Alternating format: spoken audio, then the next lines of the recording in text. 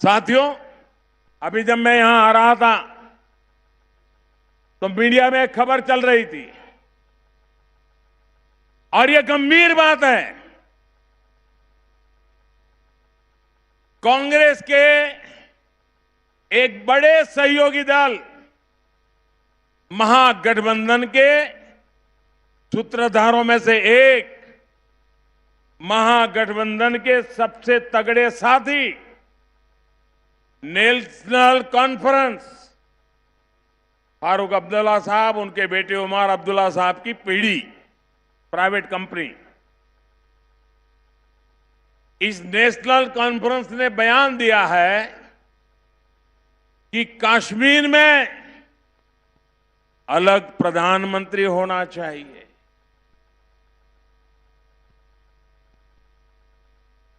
आप मुझे बताइए, कांग्रेस के साथी पार्टी की ये मांग आपको मंजूर है? हिंदुस्तान में किसी को भी मंजूर है? वो कहते हैं हम घड़ी की सुई पीछे ले जाएंगे और 1953 के पहले की स्थिति पैदा करेंगे और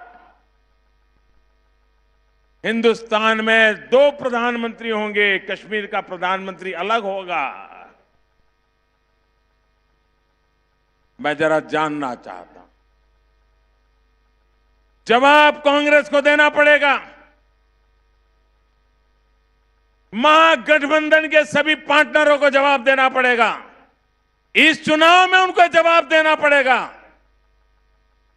क्या कारण है कि उनका साथी दल इस प्रकार की बात बोलने की हिम्मत कर रहा है?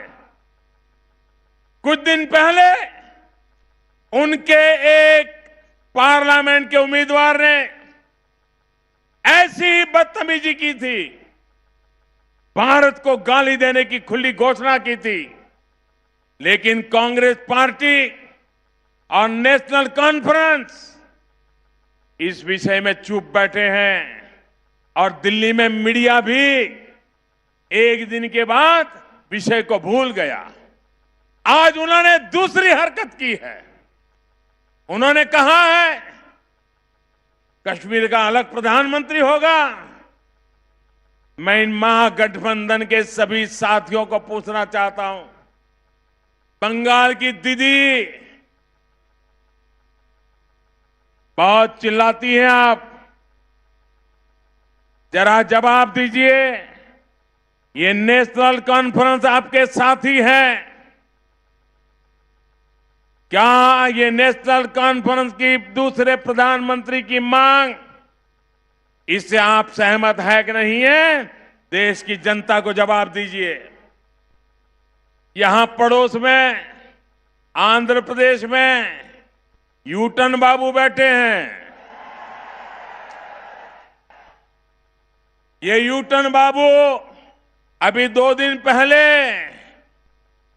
वो बड़ा स्पेशल गमछा लगा करके फारूक अब्दुल्ला के साथ जुलूस निकाल रहे थे। जरा यूटन बाबू बताइए, और आंध्र की जनता भी चौंक जाइए, चेत जाइए, ये चंद्रबाबू है जिसके बगल में फारूक अब्दुल्ला वोट मांगने के लिए निकले हैं और जिनका बेटा कश्मीर में अलग प्रधानमंत्री होने की मांग कर रहा है। क्या चंद्रबाबू को वोट मिलना चाहिए क्या?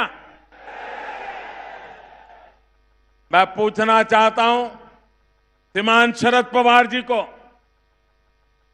आप तो कभी देश के रक्षा मंत्री रहे हैं, आप कभी महाराष्ट्र के मुख्यमंत्री रहे हैं, आप बताइए, क्या आप हिंदुस्तान को सुई को पीछे ले जाने के लिए तैयार है? 1953 के पहले उसी तरह आप कश्मीर में प्रधानमंत्री बनाने के लिए आपके इन साथी दलों के रवैये से सहमत है क्या? साफ कीजिए। मैं श्रीमान एचडी देवगौड़ा जी से भी पूछना चाहता हूं। देवगौड़ा जी, आप देश के प्रधानमंत्री रह चुके हो, आपका बेटा मुख्यमंत्री है, आपके परिवार के सारे लोग इस लोकतंत्र में वोट की राजनीति का मजा ले रहे हैं। जरा जवाब दीजिए देवगौड़ा जी, आप पूर्व प्रधानमंत्री हैं, आपका साथी दल नेशनल कॉन्फ्रेंस डंके की चोट पर एक कहने की हिम्मत करता है कि कश्मीर में अलग प्रधानमंत्री होना चाहिए। देवगौड़ा जी, कर्नाटक की जनता को जवाब दीजिए, क्या आप ये प्रधानमंत्री होने की सपने देखने की बात को ऐसे लोगों के साथ चलना चाहते हो या नाता तोड़ने को तैयार हो? साथियों, देश को बांटने की इसी मानसिकता ने भारत का बहुत बड़ा नुकसान किया है। मत भूलिए, 2-3 दिन पहले ही नेशनल कॉन्फ्रेंस के एक नेता आतंक सरपरस्तों के लिए, पाकिस्तान के लिए जिंदाबाद के नारे लगाए थे। इस बयान के बाद कांग्रेस के सारे बड़े नेता चुप्पी साध करके बैठ गए थे। कांग्रेस की यही मानसिकता है जो देश विरोधी ताकतों को मजबूत करती है। इसी मानसिकता की वजह से ये लोग एयर स्ट्राइक पर सवाल उठाते हैं। इसी मानसिकता की वजह से ये लोग सर्जिकल स्ट्राइक पर सवाल उठाते हैं, सेना के पराक्रम का अपमान करते हैं। यही मानसिकता है जो उन्हें डोकलाम विवाद के समय चीनी राजदूत से मिलने के लिए जाने की प्रेरणा देती है। इसी मानसिकता की वजह से ये सेना को गाली देते हैं, सेना को कटघरे में खड़ा करते हैं। इन लोगों को मैं कहना चाहता हूं, कान खोल करके सुन लीजिए। अरे चुनाव तो आएंगे जाएंगे, लेकिन ये लोग लिख करके रखे, जब तक मोदी है, जब तक मोदी है, आपकी साजिशों को कभी कामयाब होने नहीं देगा।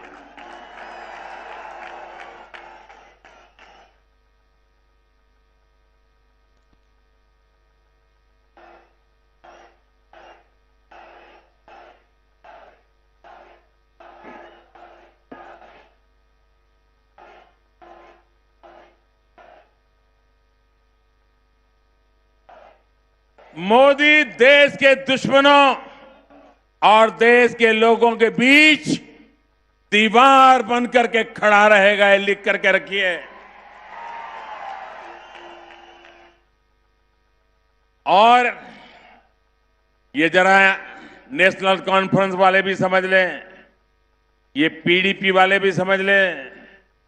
भाइयों बहनों, ये कश्मीर में ये 2-4 परिवारों की दुकानें हैं। वो पिछले 40 साल से दिल्ली को मूर्ख बनाते रहे हैं और दिल्ली भी उनकी बातों में आ जाता है। इनका धरती पर कुछ नहीं बचा है। आपको पता होगा, वहां गवर्नर रूल लगने के बाद नेशनल कॉन्फ्रेंस का विरोध था, पीडीपी का विरोध था। ये दोनों कद्दावर परिवार भारत सरकार के खिलाफ खड़े हो गए थे और उन्होंने ऐलान कर दिया था, और कांग्रेस भी मिल गई थी। इन्होंने ऐलान कर दिया था कि पंचायतों के चुनाव नहीं होने देंगे, बहिष्कार करेंगे। और ये सोचते थे कि कश्मीर की जनता उनकी बात मान लेगी। मेरे देशवासियों, अच्छी होगी कि अब्दुल्ला परिवार, मुफ्ती परिवार, कांग्रेस के लोग ऊपर से नीचे टपक पड़ते रहे, कूदते रहे, चिल्लाते रहे। पंचायत के चुनाव हुए, 70-75% वोटिंग हुआ और 30,000 से ज्यादा लोग चुन करके आज वहां पंचायतों में कारोबार चला रहे हैं। उन्होंने इनका बहिष्कार कर दिया। जो चुनाव का बहिष्कार करने के लिए निकले थे, उनका बहिष्कार कश्मीर की जनता ने कर दिया था। जिनका धरती पर कुछ नहीं बचा है, वो कांग्रेस के लोगों के कुर्ते पकड़ पकड़ करके देश को धमका रहे हैं। अब जमाना चला गया, कांग्रेस नहीं है, मोदी है।